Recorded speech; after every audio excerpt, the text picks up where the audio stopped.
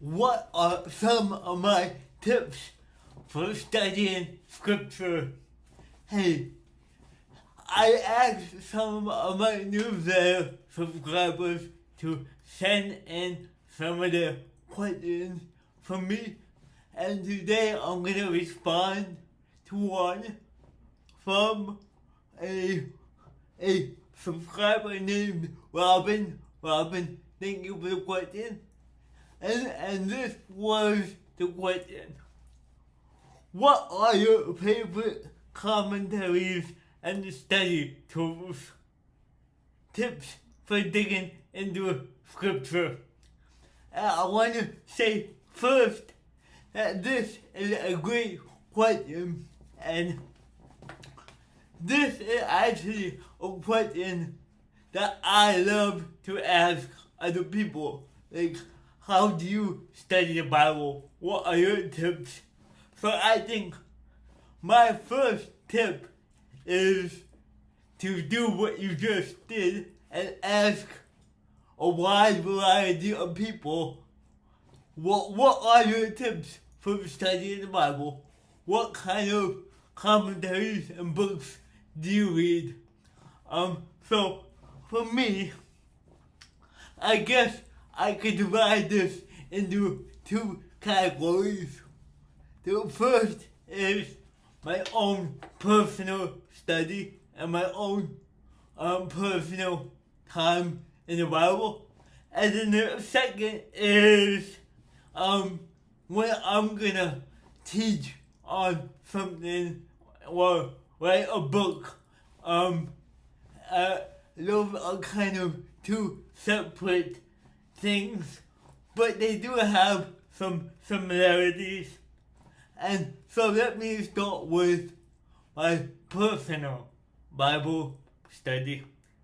And I would say my number one tip is to be curious and to lead with curiosity.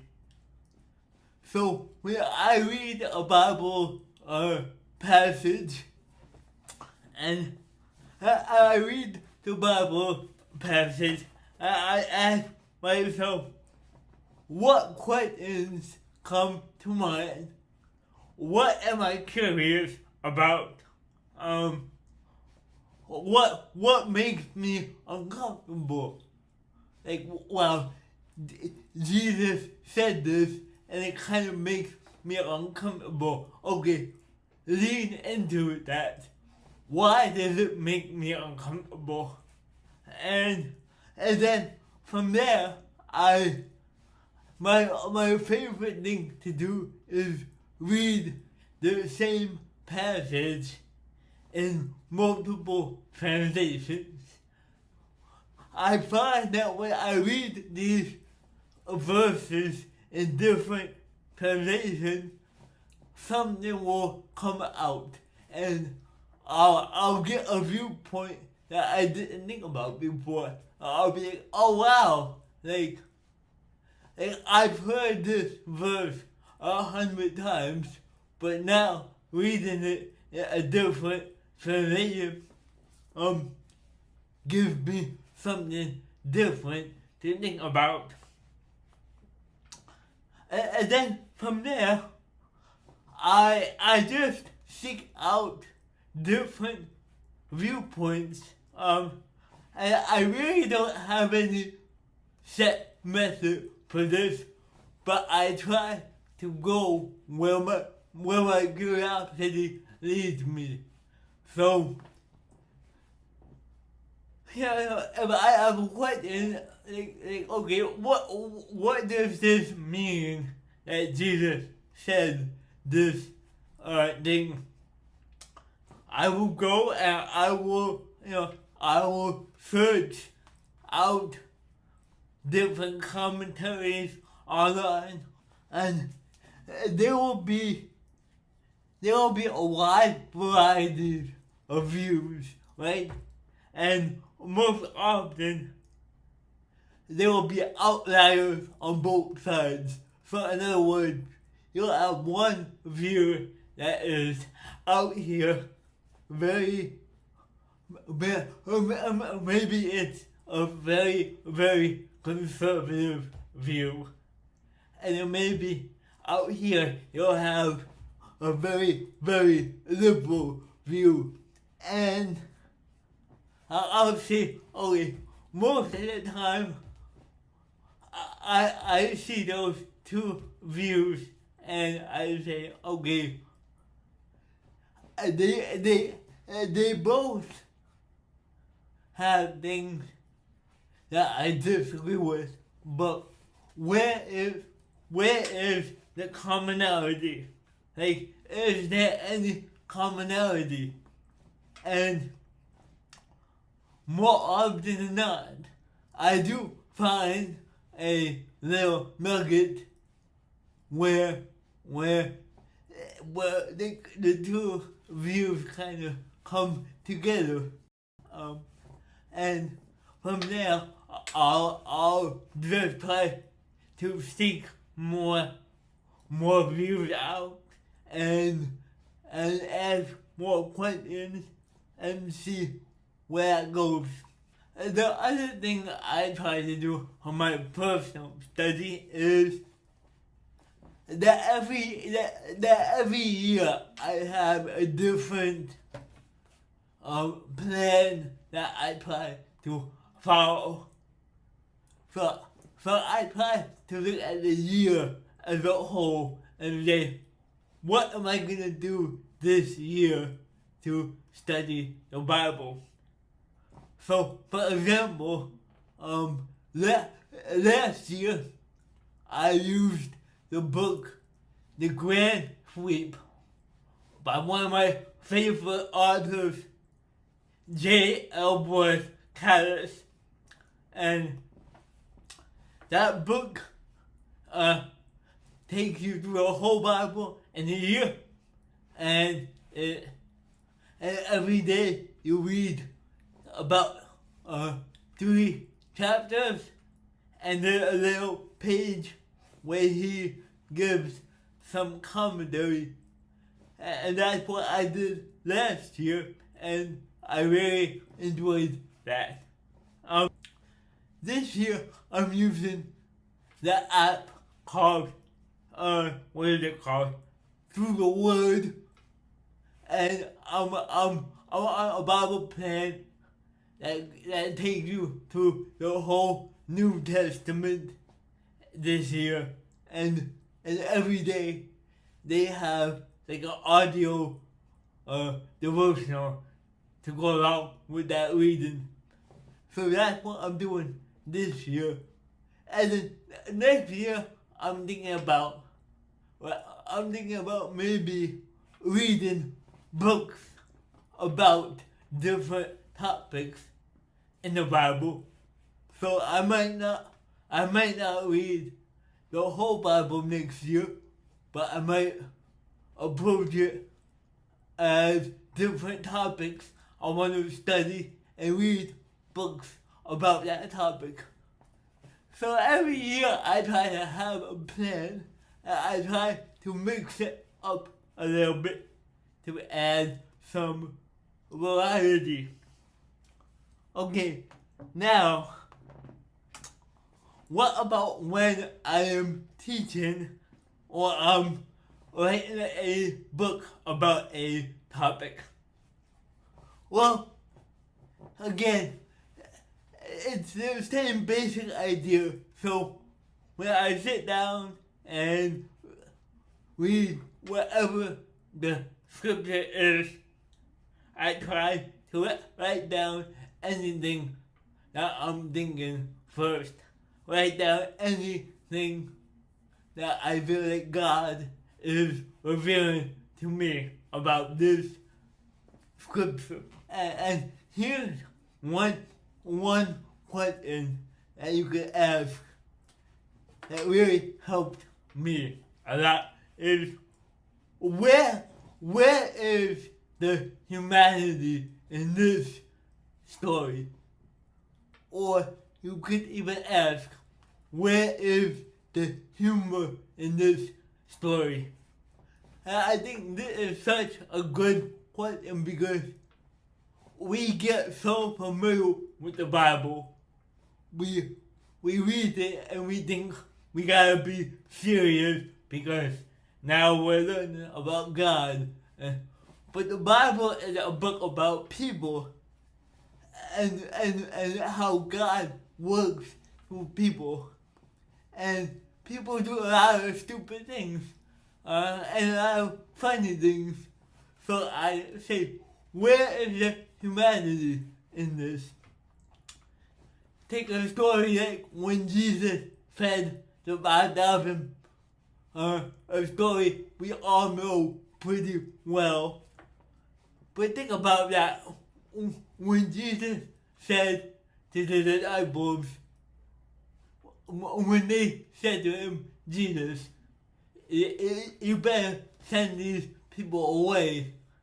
And Jesus says, no, I want you to get them something to eat. Like, think about that. That's kind of funny. Think about that in real life.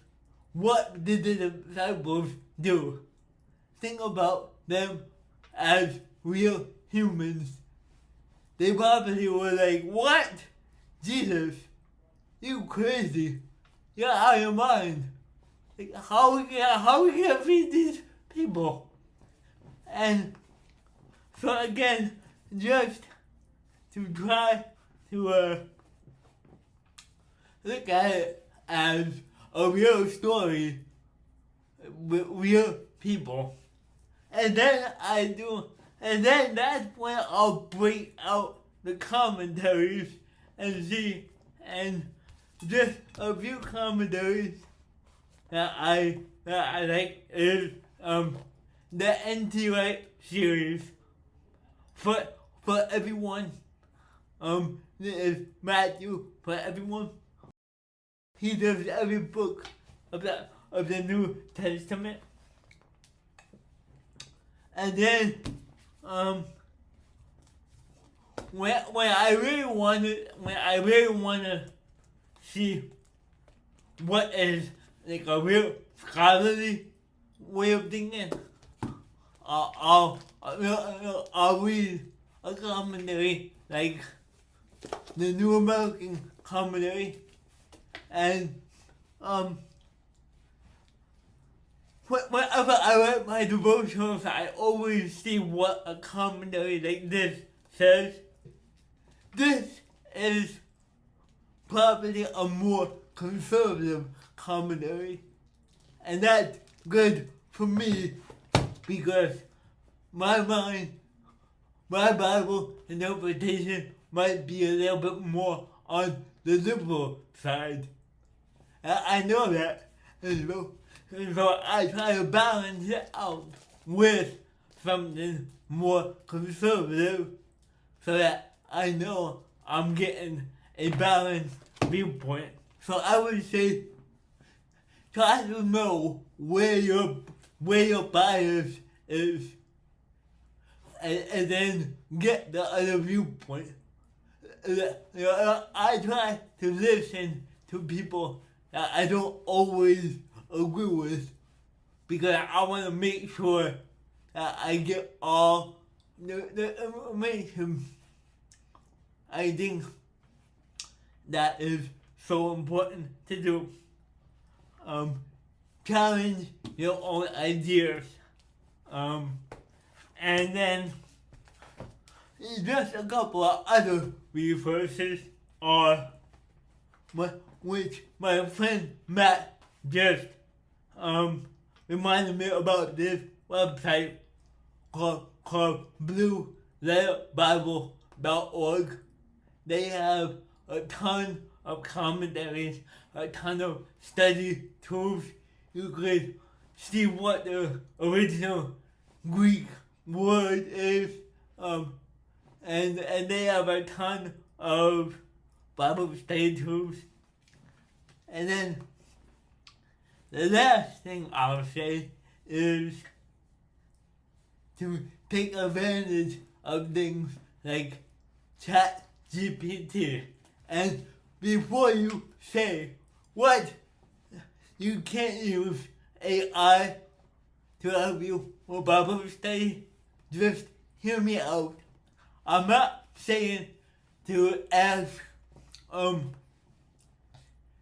ChatGPT questions about the Bible because it will give you an accurate results. But the way I use it is, for example, the book I've been working on is about the road to Emmaus. And so when I started work on that book, I went to ChatGPT and I said, hey, I am doing research on this Bible story. Can you give me a list of commentaries out there?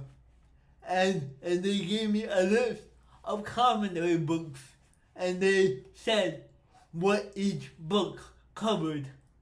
So I used ChatGPT to help me make a list of books about that topic that I could read. And so that's what I would say. ChatGPT, don't ask it questions about the Bible, but use it to help you find books about the topic you want. But that's some of my tips. I hope that was helpful. Let me know some of your tips for studying scripture. And if you enjoyed this video, I hope you will check out my book series, Nobody Left Out. You can check those out at books.nobodyleftout.net. And I hope you guys have a great day. See ya. Hey guys, it's me again, and I'm coming back to you because I completely forgot my biggest tip for studying scripture, and so I'm coming back to you in my pajamas because it was so important. I didn't want to leave it out of the video. I can't believe I forgot to mention this. The biggest tip for studying the Bible, I think, is to do it in community. Do it with other people, because the Bible was never meant to be studied alone. And it's great that we have our Bibles. It's great we get to read them whenever we want.